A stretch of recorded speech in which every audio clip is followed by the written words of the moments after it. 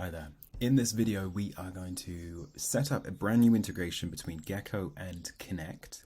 We're then going to map over some fields so that we're able to write to those specific fields and connect. We're then going to build a really quick form, sync through a response, and see exactly what that looks like over on the Connect side. And we're hopefully going to do that in under 4 minutes.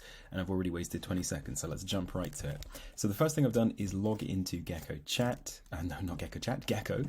Here we are going to settings, and then we're going to the integrations page, and we're going to create a brand new integration. And of course, we're looking for the Connect integration right here. Now, in order to generate our credentials, we need to generate a web service access token. I already have this, which is super. But if you don't have that, just click here for a really helpful guide and video, which will walk you through absolutely everything you need to do step by step. Now, I'm cheating a bit in the interest of time. I'm going to go and pop in my username and my pre-set up token, which goes in the password field. We then tell Gecko which region are we syncing to. Mine is in the EMEA region, and we can give it an optional name. I'm not going to, and I'm going to go ahead and hit save. Now, that is the integration created. So we've in less than a minute there, we've managed to create our integration.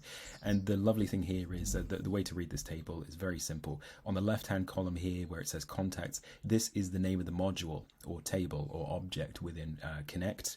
And here are the attributes within that table. So we can see email, the contacts in the email first name. We're already mapping the Gecko email address to the Connect contacts email field, Gecko's full name first name field to the Connect contacts first name field. And if we wanted to map even more fields, we just click new attribute and we choose the field that we want to push this to. So there's a bunch of different fields here. Let's check, is there a program or a course? There's not. Okay, it doesn't matter, don't worry. There's a lot of different options anyway, and the nice thing is if options have specific pick lists associated with them, like for this potentially a list of colors, we're going to pull those through dynamically, so you don't need to worry about setting them up. Anyway, let's jump to syncing through a form response so we can see and test and verify that this does indeed work. It's going to be a very simple form. We just want to push across first name, email, and telephone field. And we can tell Gecko to sync this form as soon as a form submission comes in by just coming here and saying connect. Anytime a submission comes in, we want to sync automatically. Now, you won't always want to do this. There may be circumstances where you only want some form submissions syncing under certain criteria, and you can absolutely do that.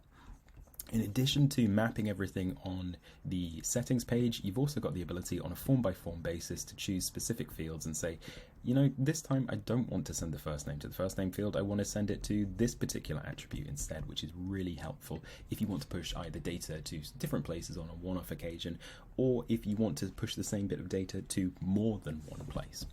Anyway, we've only got 45 seconds, so let's submit our form response. So we'll give it a very silly name, so it should be pretty easy to find.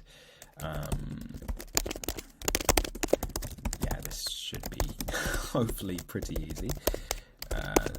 I'm getting angsty now. I've said we'd do this within a minute, and we're up 3 minutes. Sorry, by 4 minutes. So let's see what's doing. Now, this should be syncing automatically. Let's double check. Yep.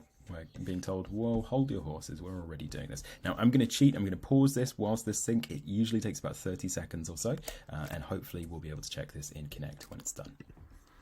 Okay, about 30 seconds have passed, and we now have our activity log on Gecko updated saying that we weren't able to merge into an existing contact, which is fine. So what happened was a new contact was created. Now this is going to be linked with our Gecko contact going forward.